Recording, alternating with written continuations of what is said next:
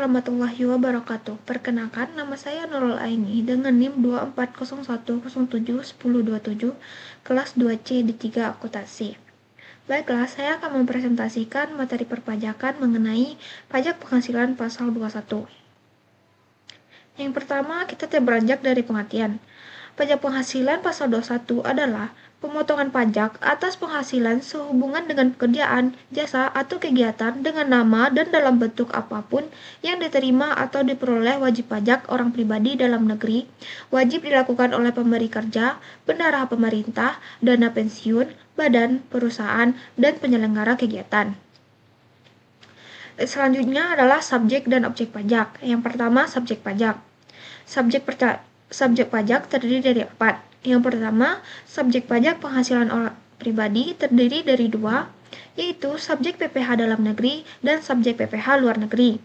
Yang selanjutnya adalah subjek pajak penghasilan badan, terdiri dari 2, yaitu subjek PPh badan dalam negeri dan subjek PPh badan luar negeri. Yang ketiga adalah subjek pajak penghasilan warisan, dan yang keempat adalah subjek pajak penghasilan badan usaha tetap. Yang selanjutnya adalah objek pajak.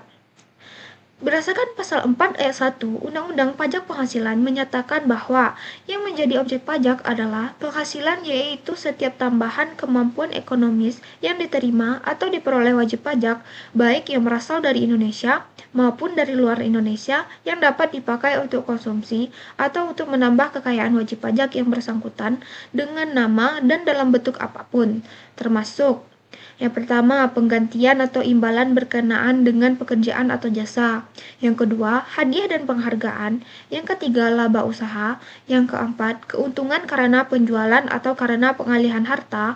Yang kelima, penerimaan kembali pembayaran pajak yang telah dibebankan sebagai biaya dan pembayaran tambahan pengembalian pajak. Yang selanjutnya, bunga. Dan yang terakhir adalah dividen. Selanjutnya ada pemotong pasal 21. Pemotong PPh pasal 21/26 terdiri dari pemberi kerja, bendahara dan pemegang kas pemerintah, dana pensiun, orang pribadi pembayar honorium, dan penyelenggara kegiatan. Selanjutnya adalah penghasilan tidak kena pajak atau PTKP. Besarnya PTKP ditentukan berdasarkan status wajib pajak pada awal tahun pajak yang bersangkutan. Berdasarkan Peraturan Menteri Keuangan Nomor 101 PMK 010/2016, berikut tarif PTKP yang ditetapkan hingga saat ini adalah: yang pertama, untuk wajib pajak orang pribadi akan menjadi 54 juta. Yang kedua, untuk wajib pajak yang kawin mendapat tambahan sebesar 4.500.000.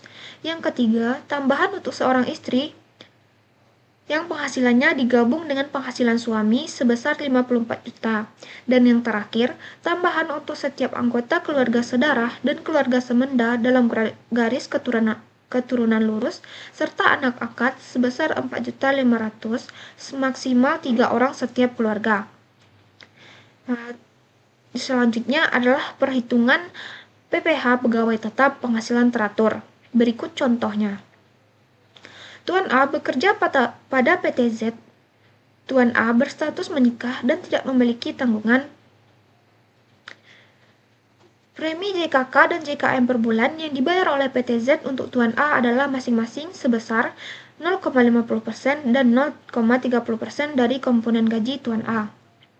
Iuran pensiun yang dibayarkan oleh PT Z untuk Tuan A adalah sebesar 200.000 per bulan, sedangkan iuran pensiun yang dibayar sendiri oleh Tuan A melalui PT Z adalah sebesar 100.000 per bulan. Tuan A melakukan pembayaran zakat sebesar 200.000 per bulan melalui PT Z kepada Badan Amil Zakat yang disahkan oleh pemerintah. Selama tahun 2024, Tuan A menerima atau memperoleh penghasilan dan dipotong PPh pasal 21 menggunakan tarif efektif bulanan kategori A dengan perhitungan sebagai berikut.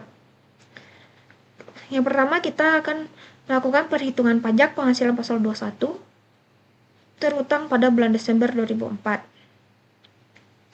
Penghasilan bruto setahun dari Tuan A adalah 450.960.000 dikurangi dengan biaya jabatan setahun 6 juta, iuran pensiun selama setahun dikali dengan 100.000 1.200.000, dan zakat 2.400.000.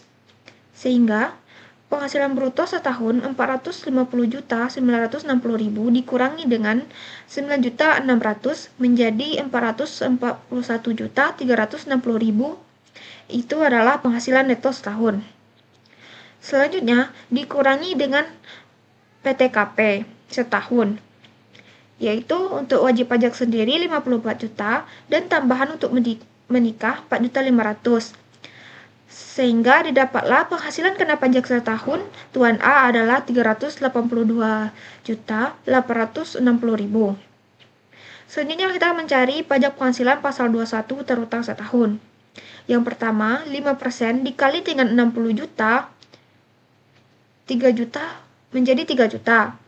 Yang kedua, 15% dikali 190 juta, yaitu 28.500.000, dan 250% dikali 132.860.000 menjadi 33.215.000.